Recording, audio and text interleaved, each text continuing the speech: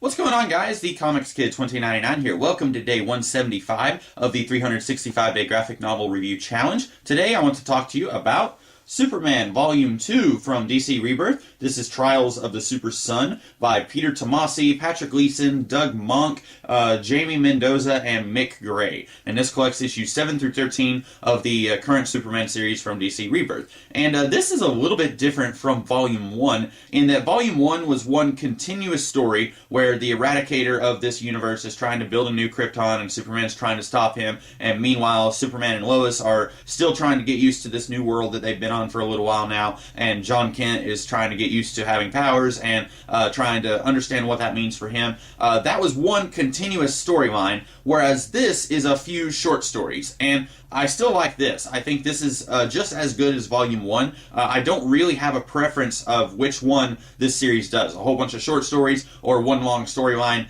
To me, both are really good. This one, we open up with a story with the Kent family going to the county fair. That one was really fun. Then we get a two-issue story where Superman and Super Son are stuck in either an alternate dimension or it's a time travel situation, but they are on Dinosaur Island with Captain Storm from The Losers, and that was dedicated to Darwin Cook, and it felt very similar to the beginning of New Frontier, where the losers die on Dinosaur Island. So that was kind of cool to see, and it's neat getting to see Superman be protective of his son, but also taking him out and having weird, wacky science fiction adventures with him. That's really cool. I liked all that pretty much. I like that John Kent is curious about World War II, and he's asking Captain Storm, like, how'd you lose your eye? How'd you lose your leg? And he's telling John, this is what happened. And then Superman's kind of like, hey, can we table this talk and not talk about, people dying in front of my son? I really like that. Then we get a two-issue storyline for which this trade paperback is named, where Damian Wayne more or less kidnaps John Kent, and then Superman comes in and he's really mad, but then Damian and John, they get into a fight, and Batman and Superman decide they are going to put these two through Batman's boot camp. And that's a really fun little two-part storyline, and it ends kind of sort of in a soft, upbeat kind of way, but then also it kind of turns that on its head a little bit. It doesn't end in the sweet, adorable way that you would think it does, but it ends in just exactly the way that you think it would concerning Damian Wayne.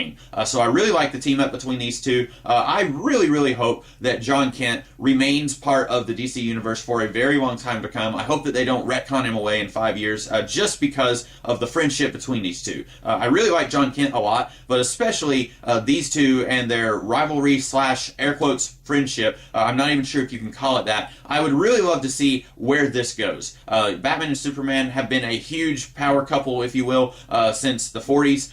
They've been, always paired together on covers and in stories. I would really love to see where that air quotes power couple goes with Damian and John. Are we going to see them continue to act the way they act here? Or are they going to gradually have a little bit of a respect for each other? I would really like to see where that goes. I would really like to see a Teen Titans series with Nobody and Damian from the Year of Blood series by Patrick Gleason. I would really like to see those two and John Kent in a Young Justice / Teen Titans type series. I know that they're not quite teenagers. I think John is about 10 years old, they mentioned here. But I would really love to see an ongoing series with these three and maybe throw in a couple of other characters. That would be really cool. I would be very interested in reading that, DC. And then we get a quick little story of Frankenstein's Bride and Frankenstein's Monster, although I guess Frankenstein. Watch a video that I did with Sid Part 2 talking about Frankenstein and Frankenstein's Monster. We get to see those two trying to find this alien warlord who's hiding out on Earth, and that's probably the weakest story here, mostly because Superman feels very passive in that story.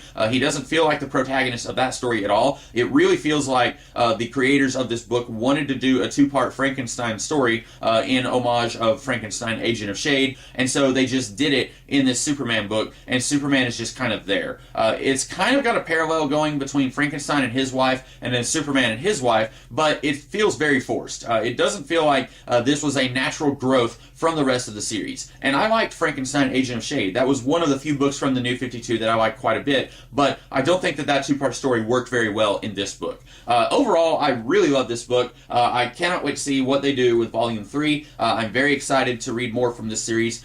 This is still my favorite thing from DC Rebirth. Really enjoying this a lot.